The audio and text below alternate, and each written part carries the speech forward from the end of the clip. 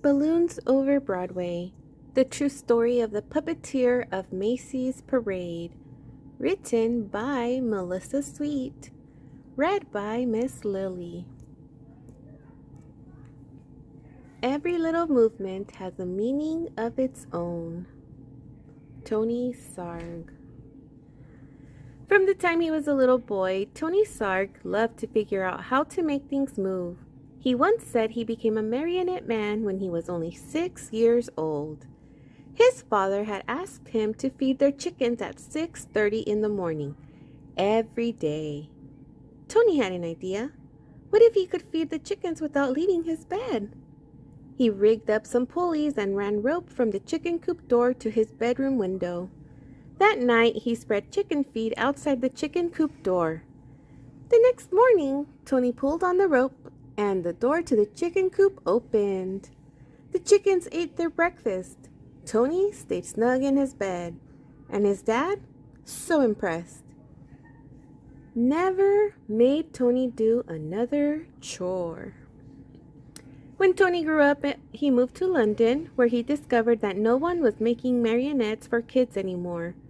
So out of wood, cloth, and strings, Tony began to make puppets. He figured out ways to make his marionettes' movements so lifelike that they performed as if they were real actors. Word soon spread about Tony's amazing marionettes. When Tony moved to New York City, the Tony Sarg Marionettes began performing on Broadway.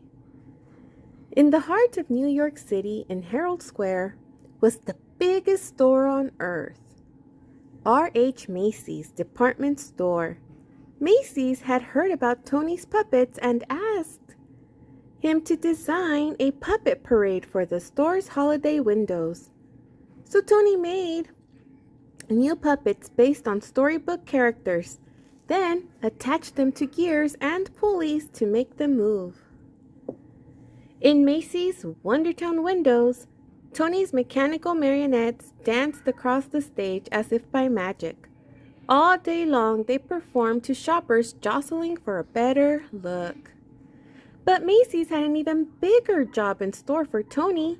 Many of the people working at Macy's were immigrants, and as the holidays approached, they missed their own holiday traditions of music and dancing in the streets. Macy's agreed to put on a parade for their employees, and they hired Tony to help. Tony, too, was an immigrant, so he loved the idea of creating a parade based on street carnivals from all over the world. He made costumes and built horse-drawn floats, and Macy's even arranged to bring in bears, elephants, and camels from the Central Park Zoo. The animals joined hundreds of Macy's employees on Thanksgiving Day, 1924, winding their way from Harlem to Herald Square. It was a dazzling parade. In fact, Macy's first parade was such a success that they decided to have one every year on Thanksgiving Day to celebrate America's own holiday. Each year, the parade grew, but when Macy's brought in lions and tigers, in addition to bears, elephants, and camels, the animals roared and growled and frightened the children. Macy's asked Tony to replace the animals. Tony hoped to replace the animals with some kind of puppets, but his marionettes were less than 3 feet tall. He would have to make much larger puppets in order for them to be seen in the parade. And how could he make them strong enough to hold up in bad weather, yet light enough to move up and down the streets? Tony knew of a company in Ohio that made blimps out of rubber, the perfect material for any weather. When he called the company and showed them his sketches, they agreed to make what Tony wanted. Still, how would Tony make his big puppets move? Then Tony had an idea from an Indonesian rod puppet in his toy collection. On Thanksgiving Day, Tony's creatures, some as high as 16 feet, spilled into the streets, and the crowds cheered wildly. Part puppet, part balloon, the air-filled rubber bags wobbled down the avenues propped up by wooden sticks. But now the sidewalks were so packed with people that only those in the front few rows could really see the parade.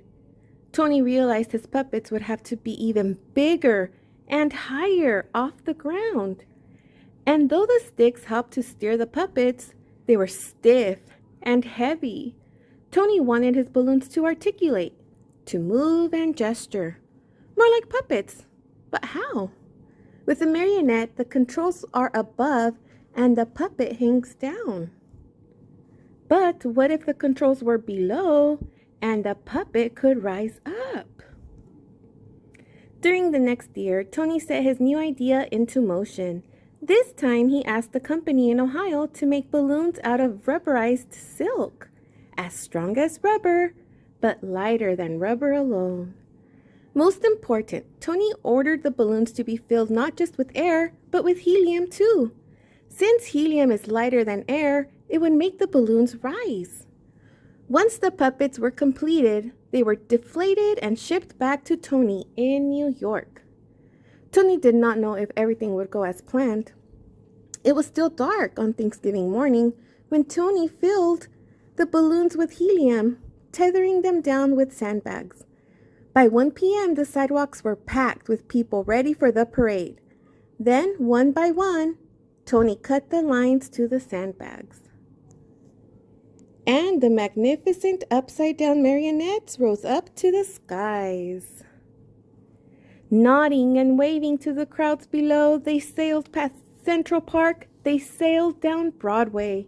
They shimmied and swayed through the canyons of New York City. High above the crowds, they flounced in the afternoon wind, pulling the rope handlers this way and that. Yet with every heave-ho, the balloons gestured and articulated like wild puppets, and the crowd screamed for more. After the balloons were eased under the L, they ended in front of Macy's at Tony's Wondertown windows. It was a parade New Yorkers would never forget. And from that day on, every Thanksgiving morning, crowds have lined the sidewalks of New York City to see what new balloons would rise to the skies for Macy's famous parade. Tony Sarg, the puppeteer who loved to figure out how to make things move, had set the stage with a little rigging for a puppet to be anything anyone could imagine it to be.